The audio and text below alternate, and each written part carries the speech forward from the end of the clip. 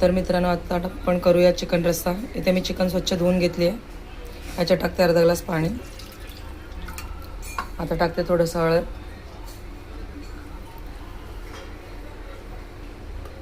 आता टाकते चवीपुरतं मीठ। चांगलं 15-20 मिनिटं याला बॉईल करून घेते। तर मित्रांनो आता रश्श्यासाठी आपण वाटण करून घेऊया। त्याच्यासाठी इथे कांदा, खोबरं, लसूण, इथे कांदा, अद्रक, लसूण आणि इथे खोबरं, इथे टोमॅटो। आधी कांदा भाजून घेऊया। इथे बघू शकता तेल तापलेलं, जरासं तेल टाकले मी एकदम कमी कांदा भाजण्यासाठी। तर कांदे टाकतो, कांदे मस्त लाल परतून घेते, मग खोबरं पण त्याच्यात टाकून परतून घेते, मग दाखवते तुम्हाला। तर मित्रांनो इथे बघू शकता कांदे भाजून झालेत आपले। आता टाकूया खोबरं।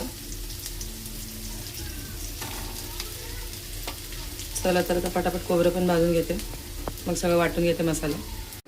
चला तर मित्रांनो आता आपण ग्रेव्ही फोडणीला घालूया। ते तेल तापलेलं आहे, इथे आपलं वाटण रेडी आहे। चला तर तेलामध्ये टाकते तेजपान आणि दालचिनीचा तुकडा। तुम्हाला जे गरम मसाले आवडतील ते टाकू शकता। चला आता टाकते थोडंसं तिखट,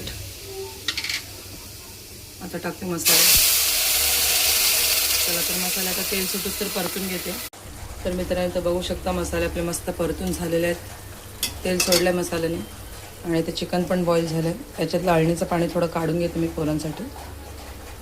तुमच्या घरात पोरांना अळणीचं पाणी आवडते की नाही मला कमेंटमध्ये नक्की सांगा। माझ्या पोरं हमखास पितात। चला आता हे टाकून टाकूया चिकन। आता टाकते गरजेनुसार पाणी आणि थोडंसं मीठ।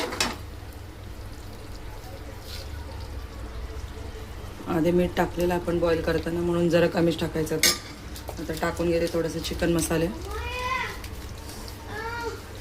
चला मिक्स करते आणि गरजेनुसार पाणी टाकून एक उकळी आणते, म्हणजे आपला चिकन रस्सा रेडी। बघू शकता इथे तुम्ही मस्त रंग आलेला आहे। चला आता पाणी टाकून एक उकळी काढते। तर मित्रांनो इथे बघू शकता आपली संडे स्पेशल थाली रेडी आहे। इथे चिकन रस्सा, चपात्या, कांदा, लिंबू आणि गरमागरम भात।